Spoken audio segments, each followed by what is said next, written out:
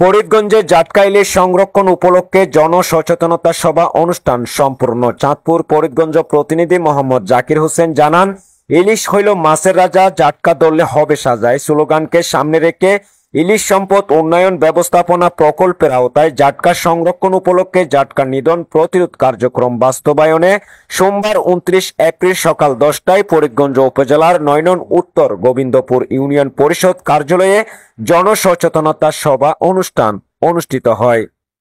উক্ত অনুষ্ঠানে সভাপতিত্ব করেন উপজেলা ট্রান্সপোর্ট কর্তৃক আয়োজিত জাটকা নিধন কমিটির সভাপতি ফরিদগঞ্জ উপজেলার নির্বাহী কর্মকর্তা মলি মণ্ডল। অনুষ্ঠান উপস্থাপনা ও পরিচালনা করেন ফরিদগঞ্জ উপজেলা মৎস্য কর্মকর্তা ও জাটকা নিধন কমিটির সদস্য সচিব বেলায়েত হোসেন এবং চাঁদপুর জেলা জরিপ মৎস্য কর্মকর্তা ফারহানা আক্তার রোমা।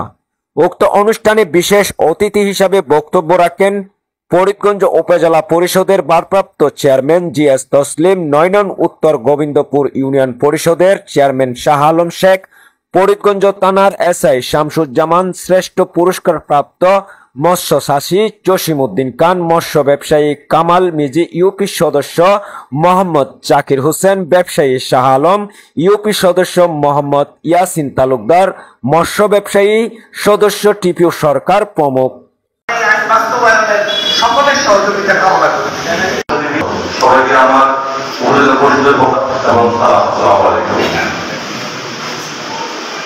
উক্ত অনুষ্ঠানে উপজেলা নির্বাহী কর্মকর্তা মৌলি মণ্ডল বলেন, নদীতে জাটকা ইলিশ মাছ ধরা, বাজারজাতকরণ, আহরণ, পরিবহন, ক্রয় বিক্রয় সম্পূর্ণ নিষিদ্ধ, আইনগত দণ্ডনীয় অপরাধ ও জেল জরিমানা করা হবে। আজকের জাটকা আগামী দিনের মা ইলিশ মাছ থেকে লক্ষ লক্ষ ডিম দেয়। এই মা ইলিশ রক্ষা করা আপনার আমার সবারই সচেতন হতে হবে, সবারই দায়িত্ব পালন করা উচিত। এই মাছ উৎপাদন করে বৈদেশিক মুদ্রা অর্জন করা সম্ভব।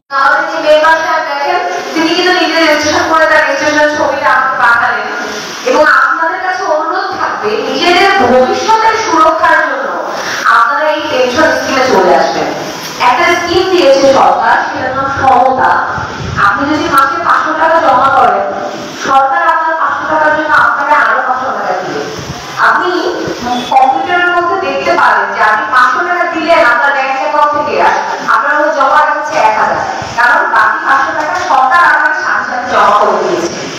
আপনাদেরকে অনুরোধ করবো, যাদের বয়স 50 পার হয়ে গেছে সেটা তো আর কিছু করার নেই। তিনি জেলেদের উদ্দেশ্যে বলেন, পুকুরে বা নদীতে ফিরহান ও আফ্রিকান মাগুর মাছ চাষ করা নিষেধ। এটি একটি রাক্ষসে মাছ।